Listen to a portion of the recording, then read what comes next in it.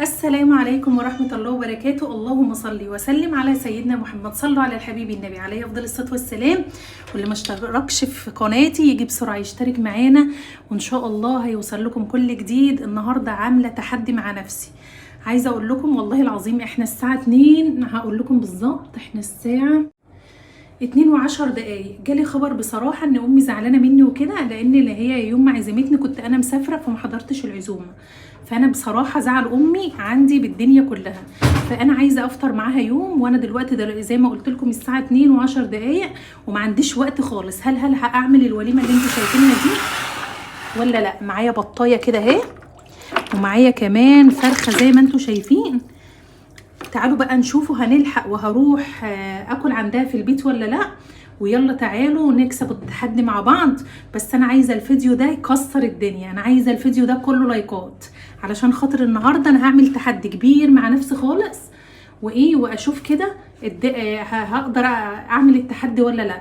يلا تعالوا معايا وشوفوا هنعمل ايه. صلوا بقى على الحبيب وتعالوا. النهارده فيديو تشجيعي لكل حد زعلان من حد يروح يصالحه بسرعه، وبالذات الام يا جماعه. انا بالنسبه لي امي يعني هي جنتي، هي ناري، هي بص عايزه اقول لكم ما ينفعش خالص ان انا ازعلها، ولا اقدر ان انا اغمض عيني وهي زعلانه. فوصلني ان هي زعلانه ان هي ما جتش يعني في العزومه، بس لازما اروح واراضيها حتى لو على حساب صحتي، على حساب اي حاجه. بالنسبه لي انا امي هي جنتي، هي الحاجة الوحيدة اللي الأم يا جماعة يعني عايزة أقول لكم الأم الوحيدة اللي تحبك من غير مصلحة، الأم الوحيدة اللي بتحبك من غير أي منفعة، يعني فاهمين؟ فيعني ربنا يبارك لنا في أمهاتنا، اللهم أمين، ويرحم الأمهات اللي توفاها الله. عايزة أقول لكم هي نعمة في حياتنا، فما ينفعش إن إحنا نزعلها ولا ثانية ولا دقيقة. فأنا حاسة إن مزاجها مش مظبوط، فأنا حبيت بقى إن أنا أظبط مزاجها كده. مسكت اول حاجه زي ما انتوا شفتوا كده، طلعت الفرخه نضفها تنظيفه كويسه. عايزه اقول لكم يعني ان هي كان من جوه الانصه والكبده متجمده لسه، يعني لسه كل حاجه كده ايه تلج، وكانت ايدي يعني بصراحه متلجه. وفي نفس الوقت كنت في اليوم ده كنت بصبن وما كنتش فاضيه خالص. فايه قلت بقى ايه احطها في الميه وافتح عليها الميه شويه مع بال ما اشوف البطه الجميله دي اظبطها. كنت عايزه اكسر الحته اللي فوق دي اللي هي بتاعه الجناح، معرفتش بصراحه. وفي الاخر عملتها زي ما هي كده. اهم حاجه ان انا انضفها، نضفتها تنظيفه تمام التمام. وكنت بصوا اتعورت والله العظيم، يعني ايدي اتفتحت خالص يعني، بس بفضل من ربنا يعني دهنتها كده وربطتها شويه. بعدين رجعت بقى اتفك تاني الرباط فما كملتش. هنزل بقى كله تاني في الميه وايه وافتح عليهم. انا كنت حاطه فيهم محلول يعني كده، خل وايه ودقيق، قلت علشان ياخدوا ايه تاخد الزفره وكده المحلول ده. هنا بقى احلى محلول للبطه. انا عندي كده كنت منشفه قشر برتقان وكنت ضرباه وحطاه في الفريزر، احط منه حبه حلوين كده، احط حوالي 4-5 معالق كده خل. عايزه اقول لكم دي احلى طريقه المحلول اللي تحطوا فيه محلول للبطه يعني عشان الزفره وكده. حطيت بقى لومي وورق لوري وقرفه وحبه ملح حلوين. ما تخافوش من الملح، الكميه اللي انا حطيتها دي ما تخافوش نهائي. يعني عايزه اقول لكم ان الملح ده يعني هو اللي هيطري البطه، وفي نفس الوقت مش هيخلي فيها ولا زفره ولا اي حاجه. وحطيت كمان سكر بس هو ما جاش معاكم تمام كده. حطيت 4-5 معالق سكر كده، وما تخافوش وانتوا بتحطوا. العيدان اللي انا حطيتها دي عيدان التوم الطري، كنت حاطاه برده في الفريزر. وكان عندي برتقال مقطعاه شرايح حطاه في الفريزر. حطيت كل ده مع بعضه كده وخلاص، ده محلول البطه بتاعتي. هنا بقى بالنسبه للعناب، حطيت كله على بعضه كده، عناب وسكر، ورحت حط عليه ميه مغليه علشان خاطر اعمل احلى عصير اخده معايا كمان. هو ما ينفعش يبقى صيام وما اخدش معايا عصير.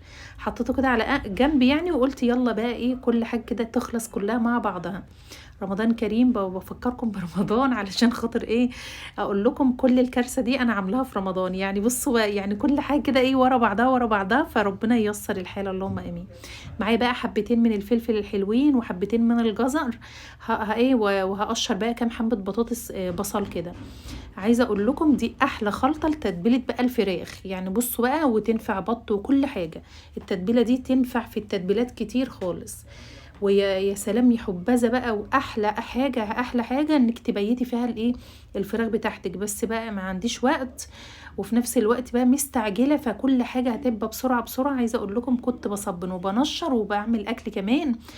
وكانت كارثه، يعني لقيت الباب بيخبط ولقيت ضيف جايلي، والضيف ده يعني الواحد بيعزه وبيحبه خالص، فانا بقيت محتاره اقعد معاه ولا اكمل اكل. فكانت من كل حاجه، بس طول ما انت متوكله على الله ربنا ان شاء الله باذن الله يعني بييسر لك امرك. عايزه اقول لكم تعملوا لايك، لازم تعملوا لايك يا جماعه، لايك كبير كده. بفكركم اهو كل شويه.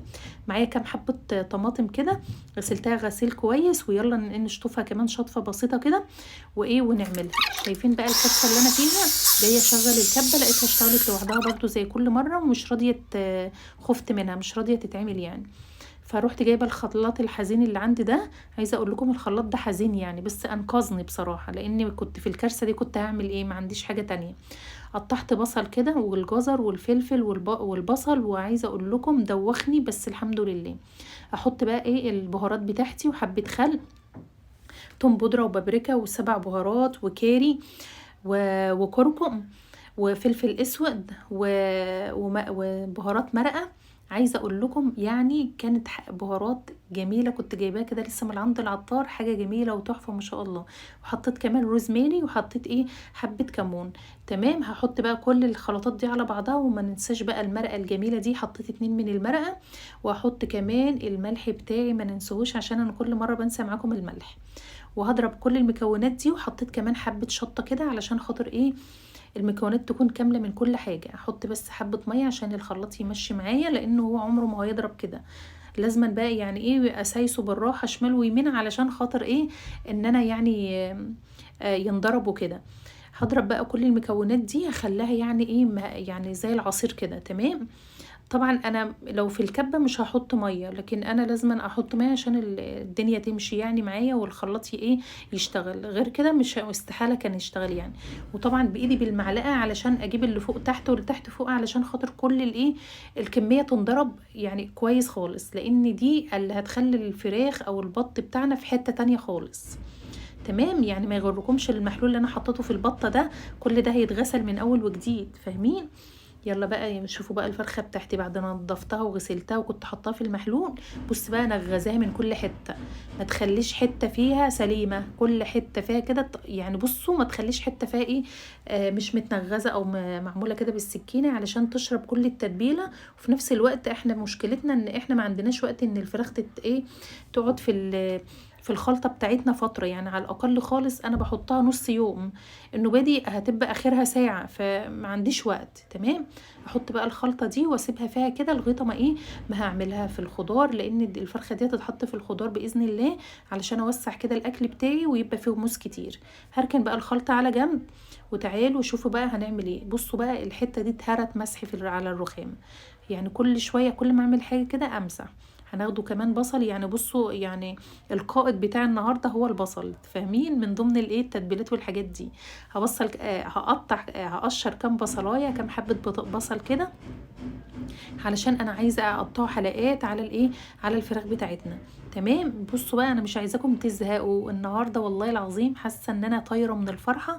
انا بسجل معاكم والاكل على النار، ومرعوبه البطه بتاعتي ما تستويش. وبعدين انا بلغت اختي وقلت لها يلا نعمله مفاجاه كده لماما، وهنتفقوا ان احنا نتقابلوا يعني عندها، بس من غير هي ما تعرف. يعني احنا هنعمله لها مفاجاه كده، ونفتحوا عليها الباب ونقول لها يلا نفطر مع بعض وكده. مرعوبة الاكل ما يخلص ويبقى كده ان انا يعني ايه اتفقت على الفاضي. هقطع بقى البصل بتاعي حلقات زي ما انتوا شايفين كده وايه. وكمان معايا الجزرايه الكبيره دي برضو هقشرها كده واقطعها حلقات، علشان دي من ضمن الحاجات اللي انا هحطها. انا ما كنتش هحط خضار اصلا يعني وكده، وكنت احطها زي يعني زي الفراخ المشويه، بس قلت لا عشان اللي حابب ياكل بعيش. شايفين الساعه كام؟ الساعه 2. استنى هشوفها لكم تاني.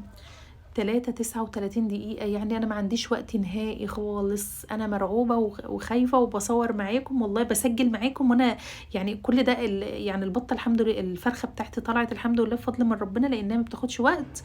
بس البطة بتاعتي لسه ما استوتش، وأنا خايفة خالص. ربنا يستر، ادعولي كده إن ربنا ييسر لي حالي وكل حاجة تكمل زي ما أنا حابة. تمام. قطعت بقى الفلفل حلقات، والبصل حلقات، والطماطم والجزر، وكل حاجة كده مكعبات. وخليت بنتي كده طلعت لي كيس خضار من التلاجة، في بسلة بقى وكوسة وحاجات من دي. وايه وخدت كده من معلقتين كده من التتبيله وقلبتها على الخضار بتاعي.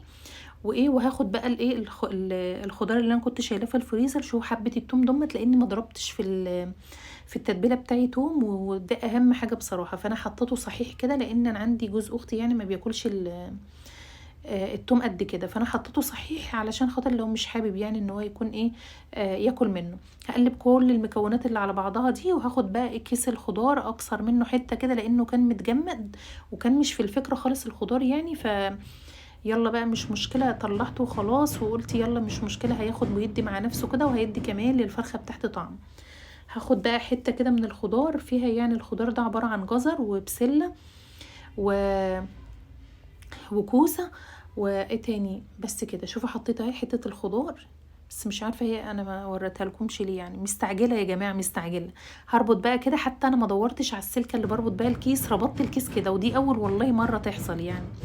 هنا بقى البطه بتاعتي كنت ناسيه ان انا يعني اعملها كده زي الفرخه، ولو ان دي اهم من الفرخه يعني، دي اللي هتاخد سوا اكتر من الفرخه. فقلت يلا بقى اعملها بقى دلوقتي، ما هي كده كده لسه هتخش الفرن. غسلتها كده برضو من كل حته. عايزه اقول لكم من عصبيتي يعني كنت ايه هفرتكها من كتر التنغيس، طخ كده يعني الغطا ما ايه ما خلتها من كل حته. تمام. طبعا بقى هطلعها من المحلول ده وهكبه، مش عايزاه خالص لان خلاص الزفاره والدم والحاجات دي نزلت فيه، انا مش عايزاه كده. كده انا اتخلصت من كل حاجه زفاره. هحصر بقى عليها الايه البرتقال والحاجات دي عليها كده وخلاص. تمام. هعين بقى، انا كنت حطيت بقى بعد ما قفلت كاميرا معاكم اللي هو الرقبه والدماغ والكبده والانصه والحاجات دي حطيتها فيها. هطلعهم برضو كده لان احنا عندنا جزء بياكل الفراخ وجزء بياكل البط. تمام. مش كله يعني بياكل ايه البط. هنا بقى بعد ما غسلتها غسله تمام التمام من الملح والسكر والخل والبرتقان والثوم والحاجات اللي احنا كنا حاطينها دي، يلا بقى نحطه كمان مكونات عليها تانية بمية نظيفة كده. حطيت بقى قطعتين من البرتقان وقرفة وعودين من الايه عودين من الثوم البودرة يعني الثوم عيدان الثوم يعني الطري. هحط بقى من الايه من التتبيله بتاعتي دي بصوا بقى يعني من جوه ومن بره، مش هخلي حته فيها يعني من غير ايه ما اعملها كده. وعصرت عليها بقى كده ايه جزء من البرتقال. ما تخافوش خالص مش هيحصل له اي حاجه، بالعكس ده هيديله طعم كده وطعم جميل ومميز يعني. تمام. هبدأ بقى كده ايه ان انا ايه اخد البطه بتاعتي دي واحطها كمان في الكيس بتاعي. وادي البطه كمان جهزت معانا. احط برضو كل التتبيله بتاعتها كده عليها وخلاص كده خلصنا الحمد لله بفضل من ربنا. فاضل بقى تسويه البط والفراخ، وربنا يستر يا جماعه من اللي هيحصل. ادعولي ربنا ييسر لي حالي. والله انا باجي اسجل معاكم وانا لسه البطه في الفرن ما استوتش وخايفه يعني قلقانه خالص. ربنا يستر بقى، بس انا طول ما الواحد نيته خير فربنا بييسرها يعني ان شاء الله. برضو ربطتها كده زي الفرخه وايه وهمسح بقى رخامته واظبطها. وخليت جوزي بقى يجيب لي صاج كده من ايه من البلكونه اللي انا حاطه فيها يبقى بخبز فيها العيش بلحمه والحاجات دي. وشوفوا بقى هنعمل ازاي. هنحط الصاج كده على الرخامه، كنت بس بشطفها واقلب كده الايه الفراخ البطه بتاعتي كده واغطيها بقى بالفويل يعني. بصوا بقى يعني هغطيها تغطيه كامله علشان خاطر ما تاخدش معايا تسويه. بس عايزه اقول لكم كل شويه من رعبي اشوف البطه والحاجات دي فتقطع، كل ده اتقطع يعني. فهي حاليا في الفرن من غير فوير غير متغطي اي كلام يعني. ودي الفرخه بتاعتنا كمان اهي. حبيت بقى ان انا اكمل وايه واغطي تغطيه كامله يعني من فوق ومن تحت وما تبقاش في حته باينه. بس زي ما بقول لكم من رعبي كل شويه افتح واشوف فاتقطع كله. تمام كده. هبدا بقى ان انا ايه اكلفتها تكلفتها كويسه خالص خالص. وبعد كده هحط بقى عليها ميه. كان عندي ميه كده ايه في الكتل هحطها عليها، مش لازما ميه سخنه يعني، بس هي كانت قدام الميه الكتل وايه والفرن كان والع وحطينا خلاص في الفرن على طول وكده ايه. خلاص عارفين الساعه كام؟ الساعه 3:02. ربنا يستر. هتتحط في الفرن الساعه 3:02. ربنا يستر. ادعولي بقى ربنا ييسر الحال. هنا بقى همسح الرخامة برضو واخلي الدنيا بقى فل شمعة منورة عشان لما اروح لامي ما يبقاش ورايا اي حاجة. بصوا الكيس اللي على الرخامة التانية دي كان كيس برتقال وجزر كده، خفت اللي محدش يشربه، قلت كفاية العناب، وماما اكيد كانت عاملة عصير وحاجات من دي عشان ما يعني ما نهدروش حاجات من دي. هنا بقيت التتبيلة مش هرميها ولا اي حاجة، احطها في كيسة كده، في اي وقت عايزة اتبل بيها حاجة بتبقى جاهزة من قدامي. هغطاها تغطية كويسة كده، يعني اقفل الكيس قفلة كويسة، وبعد كده هلفها واشيلها في الفريزر وتبقى جاهزة معايا في اي وقت. المواعين بتاعتي هغسلها واغسل الحوض والرخامة. عايزة اقول لكم عاملة بخاخة كده كل شوية محطوطة حتى هناك اهي، كل شويه البخاخه دي يعني ارش بها كده، حطها بكرور كرور كده وصابون وحاجات من دي، كل شويه بخ الرخامه واغسلها زي الفل. هنا بقى عشان مسكت الكاتل بتاعي وكده شطفته شطفه حلوه وحطيته على النار. وتعالوا كمان شوفوا هنعمل ايه، طبعا اكلنا في الفرن ربنا يستر. احط بقى الكتل ده يشتغل كده، وتعالوا شوفوا هنعمل ايه تاني. هنا بقى العناب بتاعي خلاص خلص الحمد لله، هبدأ بقى اصفيه. بصوا بحوس الدنيا ازاي، مش عارفه ايه الدوخه دي والله. هصفيه كده زي ما انتوا شايفين، وازودوا الميه بتاعته اللي هي الكفايه بتاعته وخلاص كده. وكمان العناب جاهز معانا وسكره تمام التمام وكل حاجه جاهزه. هبدأ بقى ان امسح كده وايه يعني عايزه اقول لكم كنت بحاول ان احطه في الدرق ده علشان خاطر ان هو مغلق كده والغطا بتاعه يعني محكم وكده، فبحسب ان انا ممكن احطه في التلاجة لغايه ما ما اجي امشي، لقيته ممكن يتكب ويحوس للدنيا. فكنت محتاره يعني، شوفوا كان حلو ازاي، بس بعمله كده الاقيه بينقط، فما نفعش طبعا ان انا اخده معايا. جبت ازازه ورحت حاطه العصير ده في الازازه وحطيته في الفريزر، الازازه بتاعت الكاكولا دي.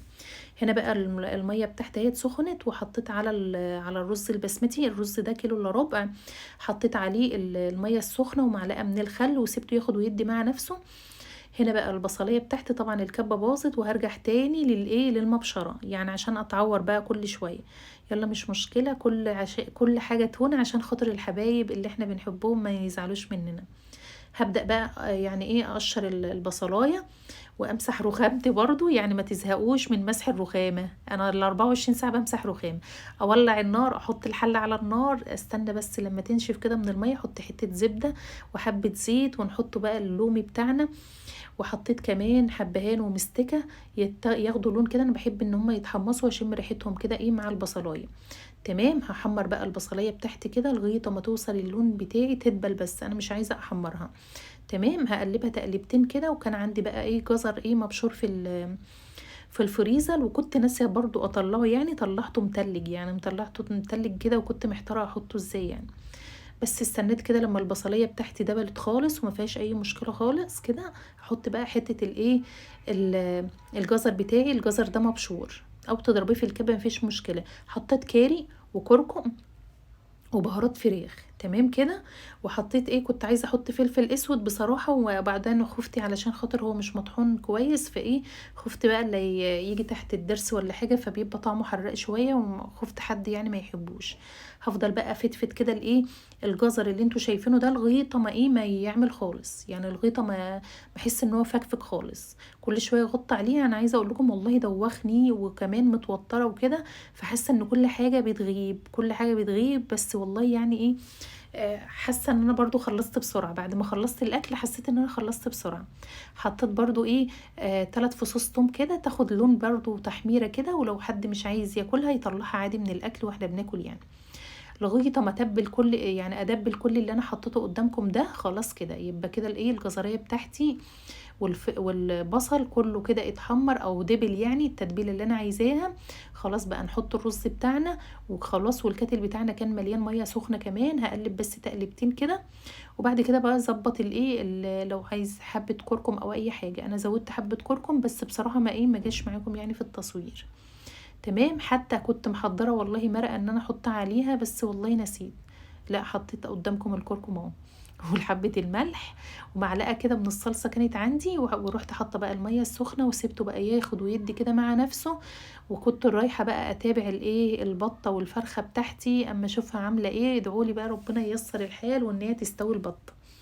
تمام، خلاص بقى سيبها بقى تاخد وتدي كده مع نفسها. خلاص هي دخلت كده غلت اهيت وهتتشرب الرز بتاعي. فلازما بقى ان انا يعني اجهزه كده واحطه عليه الصاجة عشان ياخد ويدي مع نفسه ويستوى تسوية تمام كده. تمام. هعين بقى يعني الحدق بتاعه خلاص. هو انا كل حاجه يعني عاملاها كويس، الحدق وكل حاجه. انا عمري ما دقت ولا حدق ولا حاجه الا لما اجيب ملح جديد، فبخاف، فبضطر ان انا يعني ادوق الحاجه كده على طرف لساني. هنا بقى بصوا شايفين الرز كله ايه اتشرب اهوت من الميه، فاضل بس يعني حاجات بسيطه خالص كده. فقلت بقى يعني نحط الصاج عشان ابقى قاعده كده مطمنه وانا بسجل معاكم. تمام. خلاص كده حطيت هعين كده واحط الايه الصاجه بتاعتي. صليتوا بقى على الحبيب النبي. عايزاكم بقى تصلوا على الحبيب النبي وتدعوا لاهالي غزه ان ربنا ينصرهم ويعافيهم ويصبرهم على الابتلاء العظيم اللي هم فيه. اللهم امين يا رب العالمين. هنا بقى كنت بصوا بقى كل شويه اكشف كده الايه الحله. هنا بقى كانت البطه ما استوتش وقاعده اقول يا لهوي ربنا يستر. كنت مرعوبه، قلت بقى الفها الناحيه التانية يمكن الناحيه بتاعه العين البوتاجاز مش بتسواها كويس، فقلت بقى يعني اقلبها شمال ويمين كده. تمام. هقفل بقى عليها واسيبها بقى كمان نص ساعه وبعدين هفتح عليها تاني. انا هنا يعني كنت مرعوبه، هي الفرخه يعتبر خلاص دخلت في السوا بتاعها، فانا قلت اسيبها شويه كمان. بزود بس في الصينيه حبه ميه كده عشان الورق الكيس بتاعي ما يلزقش على الصينيه ويتقطع. تمام. هنا بقى خلاص هسيبها بقى نص ساعه وارجع تاني. شايفين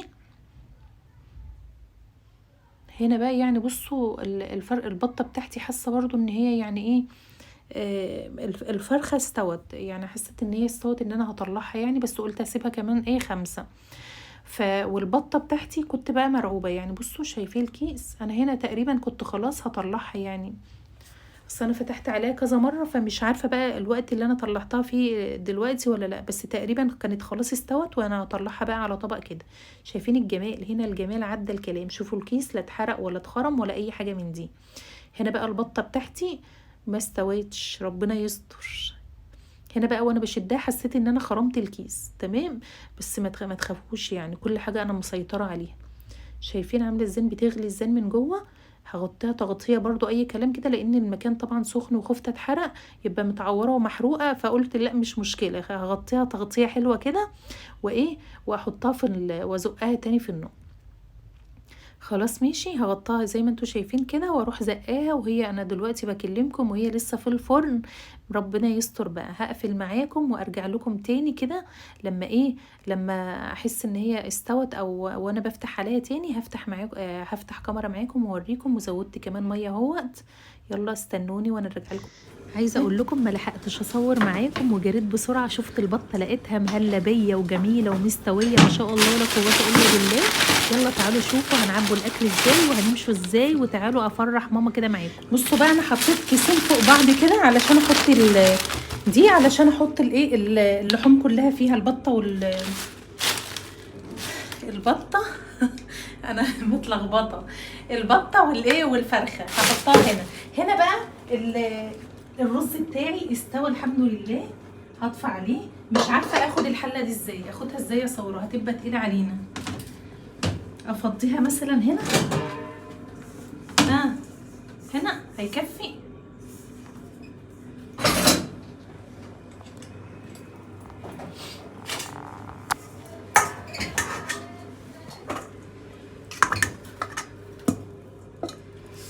مش هيكفي يا بنتي، انا كبيت مش هيكفي.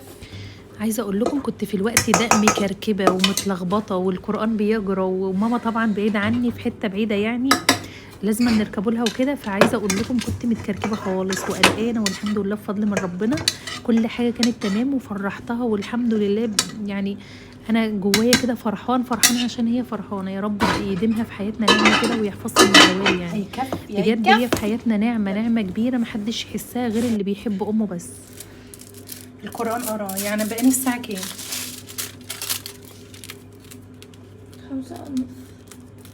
5:30.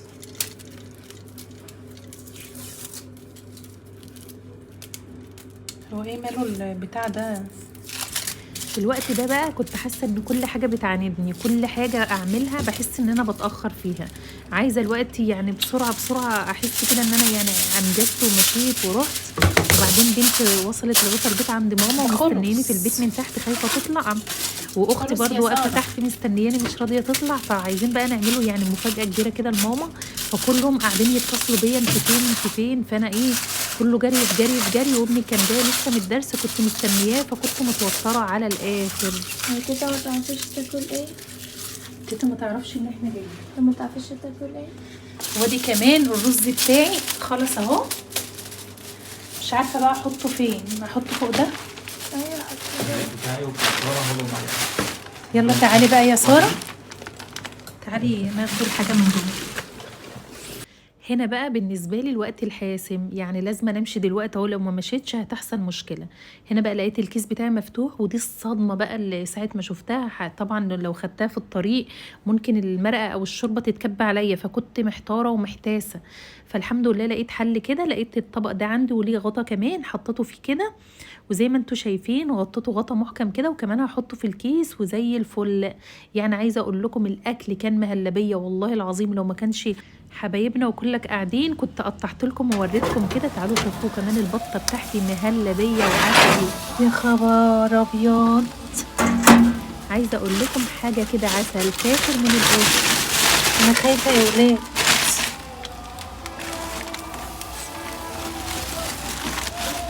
وادي البطه بتاعتنا.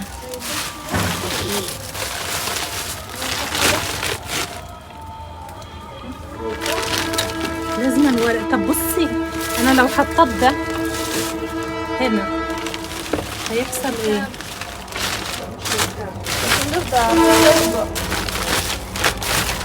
كده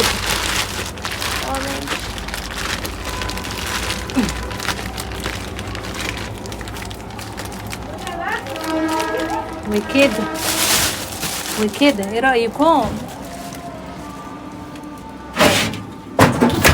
خلي بابا يطفي النار.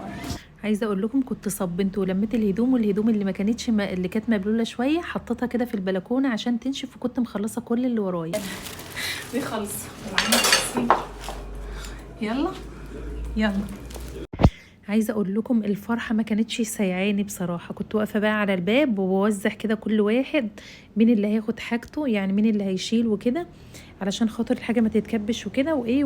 وهم كلك واقفين على الباب ومستنيين كده ان انا ايه اسك بقى الباب ويلا نتكل على الله وننزل الشارع وننزل. عايزه اقول لكم انا رجعت صغيره تاني من فرحتي ان انا رايحه هناك، يعني والله العظيم من كل قلبي كنت فرحانه ان انا رايحه. يعني لقيت وقت ان انا اروح لامي او اقعد يعني اكل معاها وكده.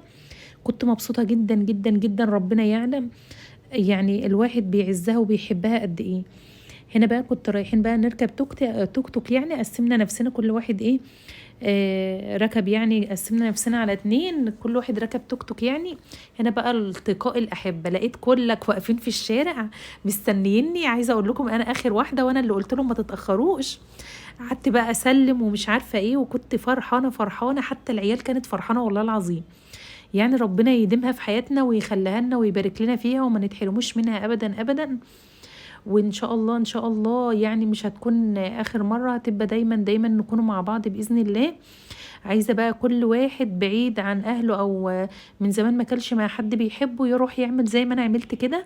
عايزه اقول لكم احلى فرحه واحلى لمه، ربنا ما يحرمنا من اللمه دي يا رب، ويبارك في عمرها ويخليها لنا اللهم امين. ويلا نطلع فوق بقى وايه ونعمل لها المفاجاه الجميله دي. عايزه اقول لكم والله انا كان نفسي اوريكم كل حاجه لحظه بلحظه، بس طبعا ما ينفعش علشان خاطر ايه اهلي ما بيبانوش في التصوير ولا اولادي ولا اي حاجه من دي. فانا حبيت بس اوريكم كده اللحظه اللي احنا دخلنا بها البيت، وكمان هاخدكم معايا وانا بقدم كده الاكل. كل سنة وانتم طيبين، يا رب يدوم أهلكم وحبايبكم نعمة في حياتكم زي ما أهلنا كويسين كده في حياتنا وإحنا مبسوطين بوجودهم يعني، ويبارك لنا فيها اللهم امين. وكل سنه وانتم طيبين. ما تنسونوش بقى في اللايك النهارده بالذات، والفيديو ده بالذات لازم تعملوا لايك كبير كده، لايك كبير يا جماعه، وكومنتات حلوه كده من عندكم.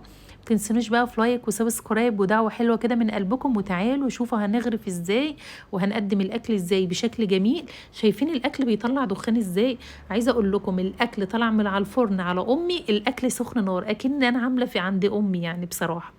الاكل جاهز وجميل وما شاء الله كفه، واكله هنيه فعلا فعلا تكفي 100. شايفين البطه عامله ازاي؟ والله لو ما كنت خايفه ابوظ منظرها كنت قطعت لكم مهلبيه، يعني مستويه مستويه بمعنى كلمه مستويه بفضل من ربنا. يعني بصوا انتوا لما تعملوا حاجه وتبقى نيتكم خالصه لله عز وجل، والله العظيم الاكل بيبقى عسل كفايه اللمه. يعني انا بالنسبه لي انا كنت حاسه والله ان انا شبعانه، يعني من فرحتي ان انا قاعده في وسط يعني اهلي وامي وكده. يعني كنت فرحانه جدا جدا جدا. شايفين شكل البطه عامل ازاي؟ شكلها عسل وطعمها كمان عسل. هنا بقى المرقه بتاعت البطه احطها كده ايه في طبق لوحدها، علشان طبعا ايه زي ما قلت لكم مفيش حد بياكل يعني في قليل اللي بياكل بط عندنا، ناس يعني. وانا طبعا عامله الفرخه للي ما بياكلش بط. شايفين الرز مفرفر وتحفه وجميل وشكله حلو ازاي؟ شوفوا فرط معانا كميه كبيره ازاي. هنا بقى الفرخه بتاعتنا ما كانتش قادره تمسك نفسها، يعني بصوا دايبه دوب دايبه دايبه دوب. الخضار ده بفضل من ربنا خلص الحمد لله. الفراخ والبط بتاعنا كمان خلص الحمد لله. كل حاجة جميلة والشكل بتاع الأكل جميل. والله أنا ما كنت مصدقة نفسي إن أنا يعني أنجز وأعمل في الوقت القليل اللي انتوا كنتوا شايفينه ده. طبعا احنا خطوة بخطوة كنا بنوريكم الأكل مع بعض. الحمد لله بفضل من ربنا كل حاجة جاهزة زي ما انتوا شايفين. وده طبق الخضار، ودي المرقة اللي بتاعة البطة، ودي ماما لقيت أختي عاملة كنافة وكده وعصير وحاجات بالحلوة زي دي. ودي اللمة بتاعتنا. أتمنى يعجبكم الفيديو. ما تنسونيش في لايك وسبسكرايب ودعوة حلوة من قلبكم، والسلام عليكم.